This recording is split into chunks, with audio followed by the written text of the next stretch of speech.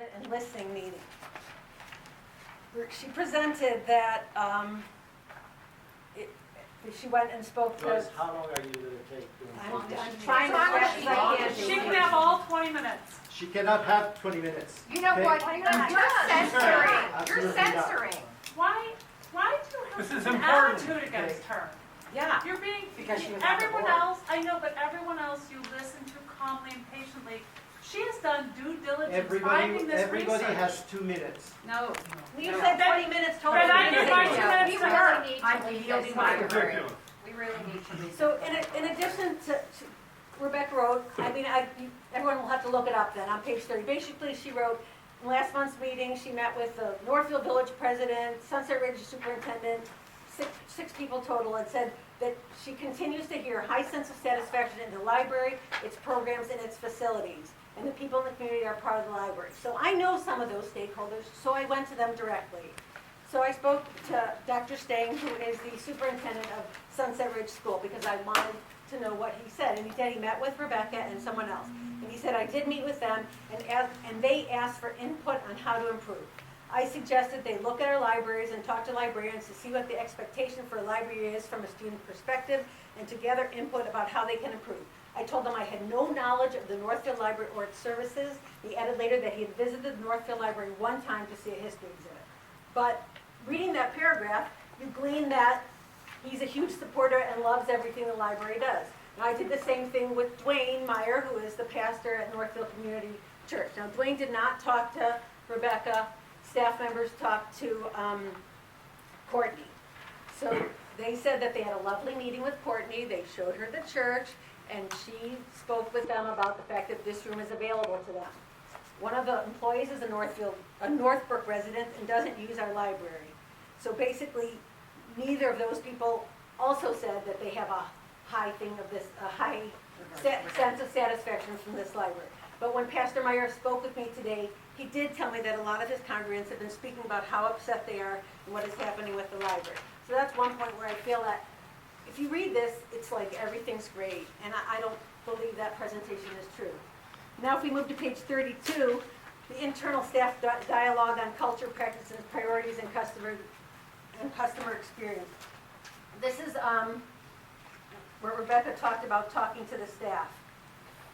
Now, unfortunately, that employees in this library have a fear of speaking up to the director and a fear of speaking to the board or community members because they're afraid of the consequences.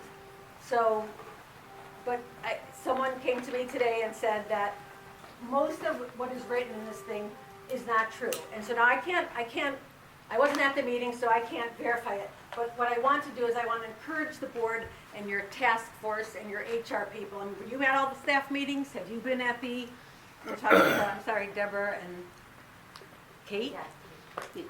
I mean, you have monthly staff meetings and you have these HR things. It would be nice if you could maybe sit in on those, because I don't think there's any oversight. So I really encourage you to talk to the current employees and the past employees. Shauna Portis, Dala Morales, Kathy Rogan, even Kristen Carlson. Read the exit interviews. I would like to put Shauna's letter to the president in public comment. I don't know if I can read it. I might really, someone else maybe can read it for me if there's time. But Shauna did an exit interview, and then she wrote the president of the library and had really substantial things to say about Rebecca and the leadership. And the board has known that for many years. So anyone who spoke out against... That was in the packet that you submitted. Yes, to you, but I would like it in public comments, Well, yes. you have submitted it to all the trustees. Yes, I have it. So, The more I talk to people... it is in the record for the HR committee. Okay, then I'll just put it on the website. The more I talk to people, the more I realize how many times Rebecca wasn't truthful. For example, from the 2015 minutes, she told the board that Kathy Rogie will be leaving the library in September to move closer to family in central Illinois. And I believed her. I believed a lot of things that was presented to me when I was a board member. So I've come to hear that Kathy was fearful of her job because she spoke out against Rebecca. Anyone who spoke out against Rebecca was worried that they were going to be fired. And 92 plus people have left, so I think they had a valid point.